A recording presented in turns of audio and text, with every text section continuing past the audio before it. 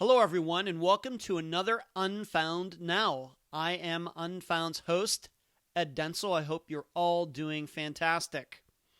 In this video, I am going to be going over the disappearance of Corey Dale Moore, who disappeared from Sanford, North Carolina on September 3rd, 2020. So approximately 2.5 months ago. I'm doing this video on November 14th, 2020. As you are watching this video, I hope that you will give it a like, give it the nice thumbs up. And if you are not yet a subscriber to the Unfound Podcast Channel right here on YouTube, I hope you will consider doing so. We do upload quite a few videos, maps, analysis, previews, all sorts of types of things, including these Unfound Nows. And I think this is the fourth one that I'm doing. I try to do one once a month, maybe not quite once a month. It all depends. But this will be the first one that we are covering a male and not a female. Speaking of which, the last Unfound Now that we covered, the disappearance of Stephanie Hollingsworth from Orlando, Florida. If you don't know, she was eventually found. It seems that she was drinking and driving and drove into a pond off a highway near Orlando and drowned. That, given the facts, now that we know, a few more things did come out after I did that Unfound Now, that her car was eventually found with her in it. There's no reason to believe that any foul play was involved. I think it makes a lot of sense that she was drinking and driving, being that not long before she disappeared, she was seen at a Walmart buying alcohol. And it does sound that Stephanie did have some alcohol problems in her life going on for at least a few years. So that was the last Unfound Now. A couple of the other Unfound Nows that we've done so far are still unsolved. But today, on this video, I will be covering the disappearance of Corey Dale Moore. Once again, he disappeared from Sanford, North Carolina on September 3rd, 2020. I'm doing this video on November 14th, 2020. We do these Unfound Nows for primarily two reasons. One, of course, to get the word out there about this disappearance. We don't cover recent disappearances on the podcast for a variety of reasons I've gone through, both in the books, in a couple Q&A episodes that I've done, and on Unfound Live on Wednesday nights. Once in a while I go through those reasons. So this Unfound Now program that we've been doing for 5 months now is an effort to kind of fill in that gap of us not covering recent disappearances. The law, I guess, come up with by me, is that a disappearance has to be a year old before we will cover it on the program. So Unfound Now fills that gap in for those disappearances that are less than a year old, and in fact sometimes only a few weeks or a month old. So we do this to get the word out about a particular disappearance, but the other reason we started this is to teach the public, the general public who happens upon these videos, how to assess disappearances, how to learn about them, how to learn some of the theory, the tendencies, the facts surrounding just missing persons cases in general, because I think there's a lot of misconceptions out there. I think after over 4 years of covering almost 200 disappearances, I can certainly say that is the situation. So these videos are an effort to educate the public about missing persons cases in general by analyzing one specifically. And this, once again, in this video will be Corey Dale Moore. If you see me looking over to my left, your right, that's because I have my notes on my other computer off to the side. On September 3rd, 2020, Corey Dale Moore was at home. He's a 32-year-old, the father of 3, but it sounds to me like that day he was at home, at his mother's home. It was just himself, his mother, and his grandmother. At some point, Corey told both of them that he was going to be taking a shower.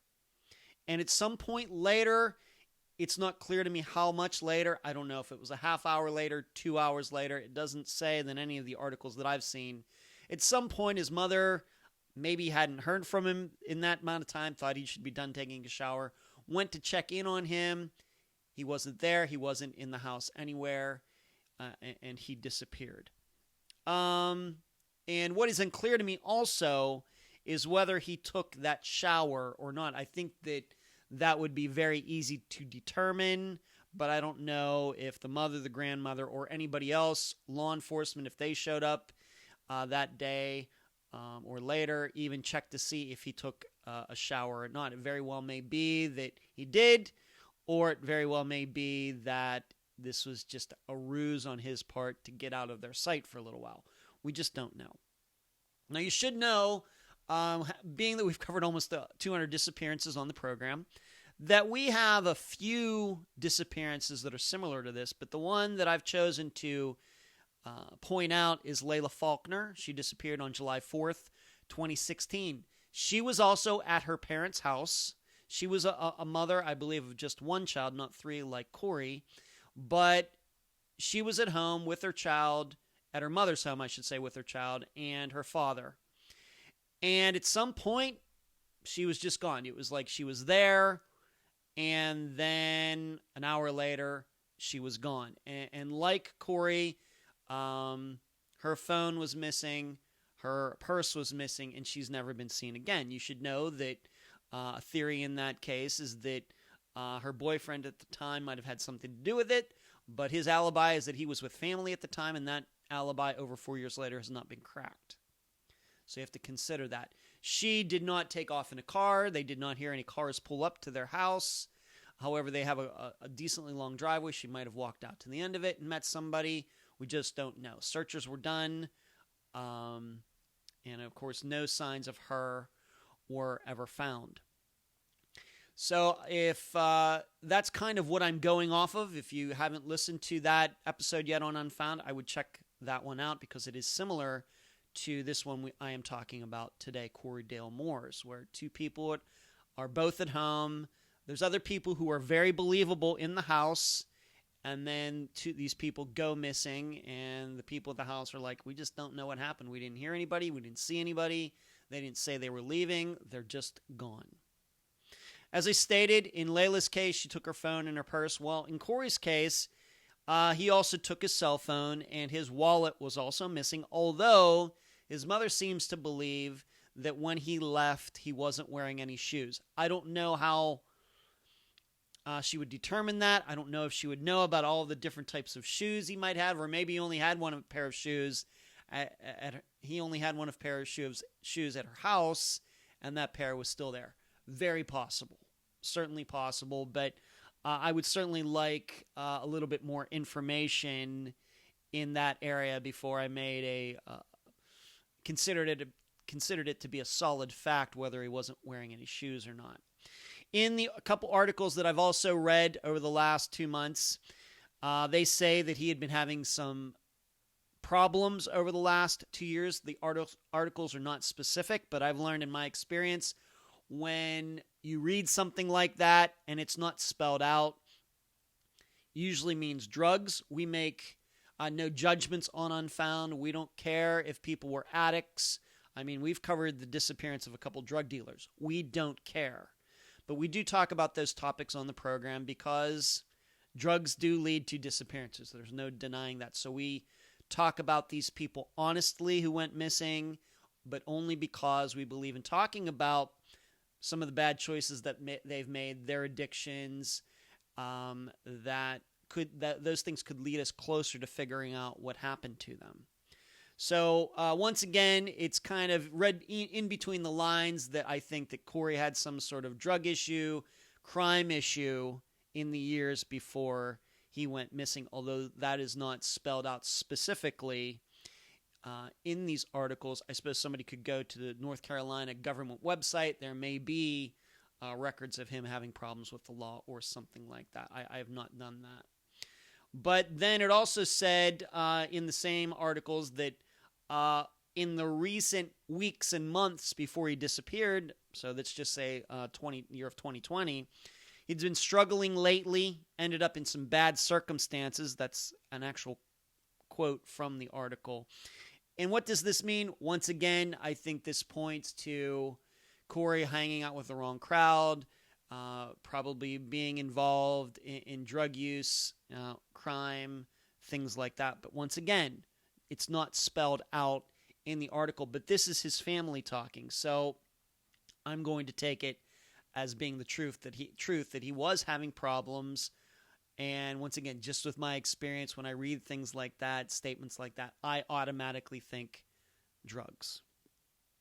He was messaging some people before his disappearance. He could have gotten into trouble with them. And I will get to the phone information here in a moment. Speaking of the phone information, there is no cell phone information out there that I've been able to find. I'm not saying it doesn't exist. It surely does exist. But what we don't know, even 2.5 months later, is whether his phone has been tracked, any texts or calls after he might have left the house. Who were those people that he was talking to or texting on the day of his disappearance when he was still there and his mother and his grandmother found him before he said he needed to go take a shower? We just don't have any of that information. I'm guessing that if the police have taken this disappearance seriously, a lot of times they don't. But if the Sanford Police Department or the county sheriff has taken this disappearance seriously, that I'm hoping they've gotten that information by this time. And I'm hoping that it's not a throwaway phone, one of these pay-by-the-month phones, because you learn very quickly that those records sometimes are very difficult to get, if not impossible. Whether, on the other hand, if you have a more typical plan where you pay by the month, I have T-Mobile, for example, those situations, those records are fairly easy to get, and as we know, they are fairly detailed as far as times, locations, dates, the numbers, and everything else. So we can only hope that that's the kind of situation Corey had. If he had one of these pay-as-you-go phones, pay for minutes, it's going to be a lot more difficult. But we just don't have any cell phone information, at least to the public, 2.5 months later, so can't really analyze that. Searches in the area turned up nothing. No signs of anybody who saw him walking down the road. No signs of pieces of clothing or anything else that Corey might have had. And there's been no allegations that he was in an altered state of mind, maybe high, maybe having a bipolar episode or something like that. There is no talk out there that any of that was happening on the day of his disappearance, and which would have caused him to run off. Once again, nobody has come forward to say he or she saw Corey that day, which you would think if he walked away from the house, even if it's out in the middle of nowhere and he was walking down the road, at least one car would have passed by. No information regarding that.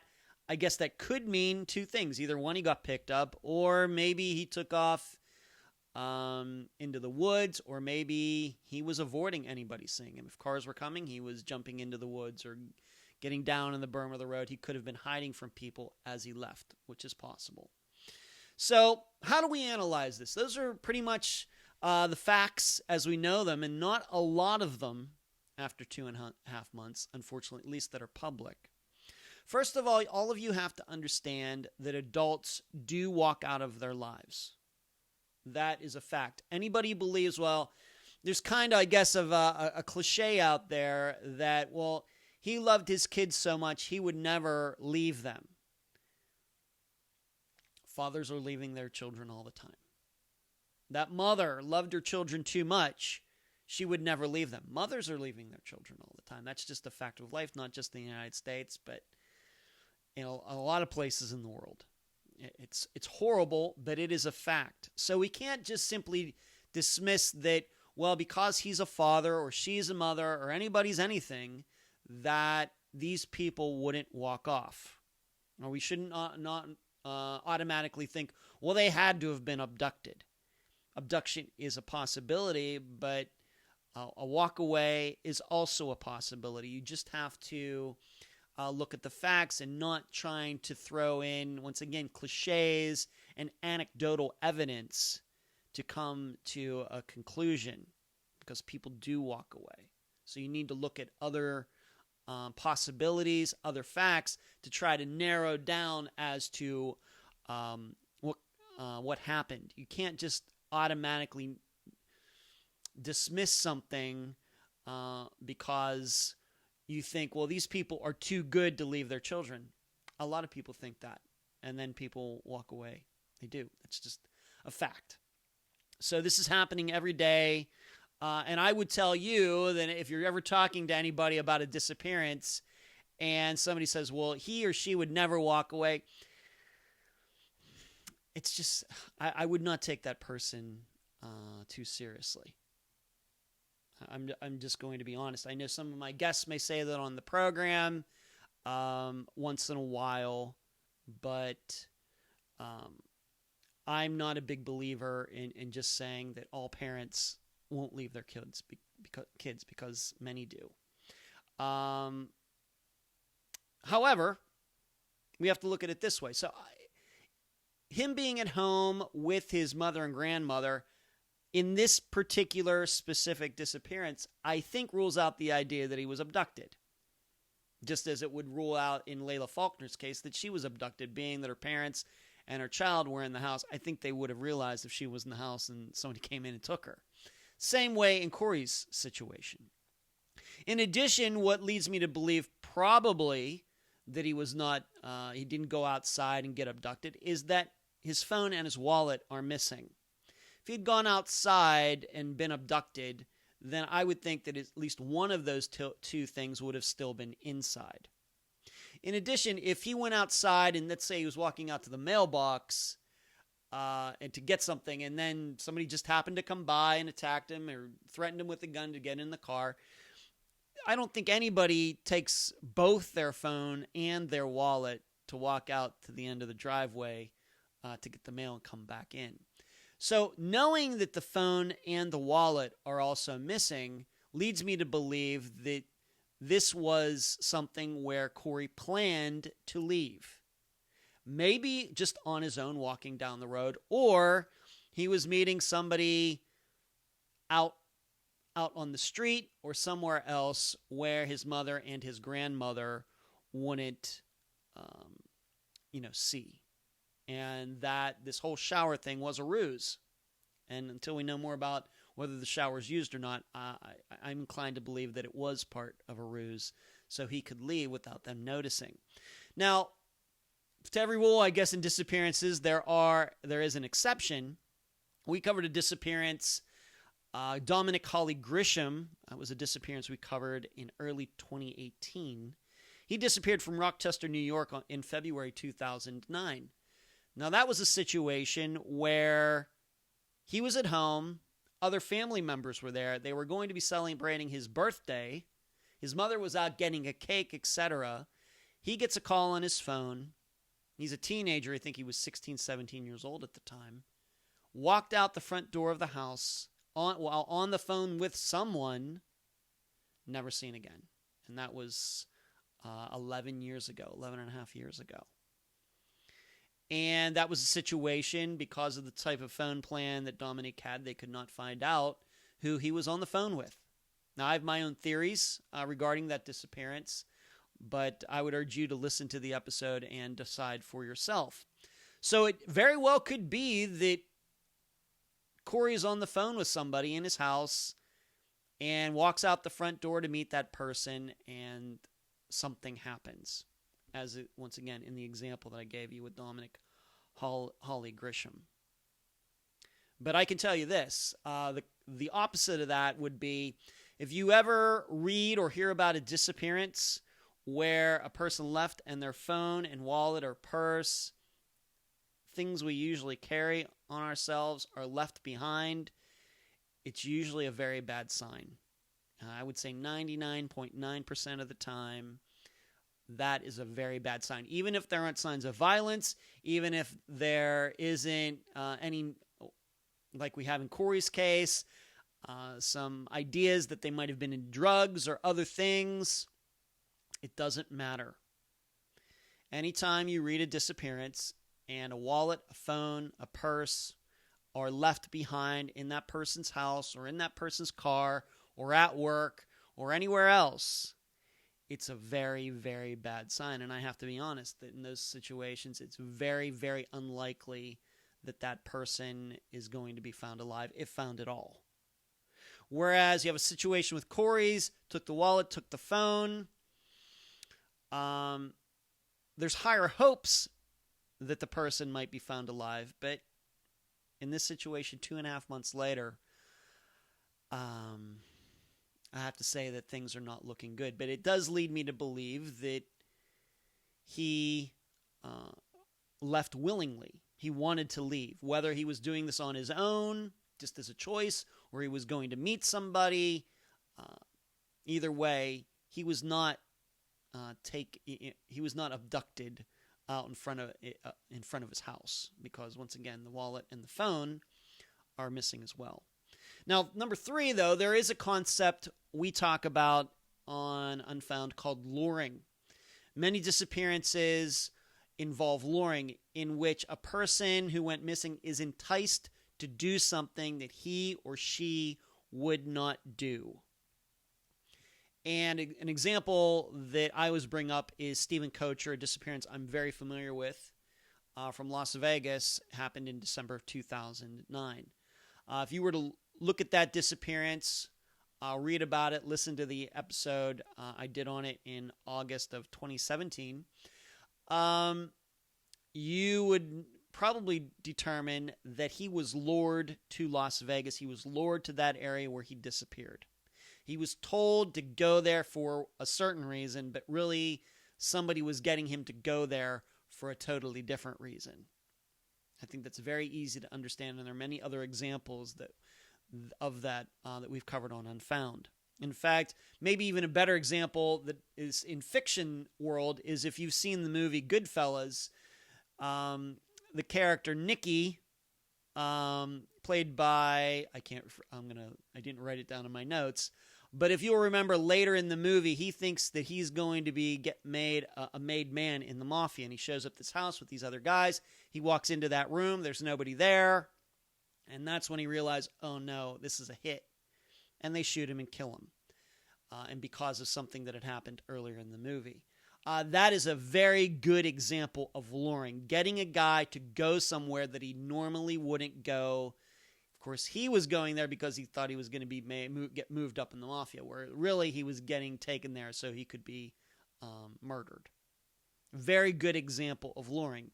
So when it comes to Corey's disappearance, it very well may be that he was lured out of the house, that he thought he was going out there to meet a certain person, and it ended up being somebody else. And in fact, if you want to believe that he actually took a shower, maybe he believed that he was going out there to meet a woman, and when he got out to the driveway or the road, the street, it was somebody else who was waiting for him, and he got set up. We covered a disappearance, Tyler North, that's somewhat like that, where Tyler thought that he was going to be getting together with his ex-wife for some hanky-panky, and he showed up and then he disappeared, and his ex-wife and her new boyfriend have now been charged with Tyler's murder, even though he's not been found yet. So that's another disappearance that we've covered that comes to mind when I think about Corey Dale Moore's disappearance from Sanford, North Carolina in early September of 2020. Just some of my assertions. Without other evidence, though, I'm inclined to believe that the shower was a ruse. It just, there's just something about it, telling his mother, don't bother me, I'm going to be taking a shower, just so they would understand if he is outside, out of their sight for a little while, giving him an opportunity to get away. And I'm guessing that he did that because if he told them the truth as to what he was going to be doing, they wouldn't have liked it. Nobody saw him walking. I would have to do a satellite view and really get down into the particulars of the geography of the area. But given that nobody saw him walking, no sightings of him that are believable, I'm inclined to believe that he was picked up. I think him taking his wallet and his phone also leads me to believe that he was picked up. And given the other points that were made in the articles that I've read, although they aren't stated specifically, I'm inclined to think that this is somehow drug-related. Okay? Now, if I were to find out that the shower actually was used, and a towel was wet, and the soap was wet, and there were dirty clothes on the bathroom floor in a bedroom somewhere, it looked like he changed, he really tried to pretty himself up before leaving, then I'm going to really, really think that this has something to do with a woman that he was interested in, or a woman that he was dating, or something, and something went wrong when those two met up. Once again, going back to the example I just gave you regarding Tyler North. So that's how I see the disappearance of Corey Dale Moore. Once again, he disappeared from Sanford, North Carolina on September 3rd, 2020. This video was done on November 14th, 2020, approximately 2.5 months after he disappeared. I once again want to remind you to like this video, give it the thumbs up on whatever device you're using to watch it, and also please become a subscriber for the Unfound Podcast Channel. Our episodes come out every Friday at 2 p.m. Eastern. Try to do that every week on time. If we don't, sometimes we even put out the episodes even a little early. And I hope you enjoyed this video, and we'll keep doing them so you can look for another one probably sometime in December of 2020. Thanks for watching.